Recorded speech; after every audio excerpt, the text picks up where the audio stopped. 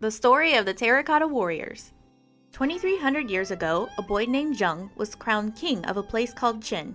He was only 13 years old. When King Zheng grew up, he conquered the 6 kingdoms surrounding Qin and united them to form what we know today as China. He renamed himself Qin Shi Huangdi, which means First Emperor of China. By conquering the 6 kingdoms, he made many enemies and he feared them in the afterlife. He ordered his people to build him an army of thousands of Terra Cotta warriors to protect him when he died. Fast forward. The year, 1974.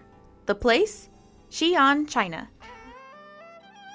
A group of farmers were digging a well when they struck something hard in the ground. They saw parts of a statue that looked like a human. The farmers were startled to see a face staring back at them. They had heard legends from long ago of beings living underground. They didn't know at that time they had uncovered the first emperor's Terra Cotta army. Since the discovery of the first life-size Terra Cotta warrior, archaeologists have unearthed nearly 2,000 of them, and they estimate there are about 8,000 total.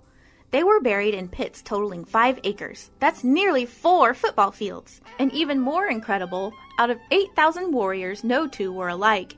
Each had unique facial features, and was painted in unique color schemes. They also found chariots, horses, and cavalry horses.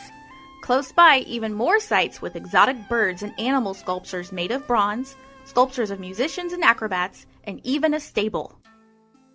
Archaeologists continue to piece together the Terra Cotta warriors and their story.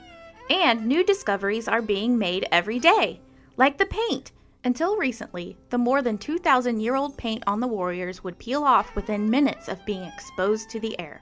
Now scientists have ways to preserve the original vibrant colors on the figures, allowing them to learn more about what the warriors looked like when they were originally created for the first emperor.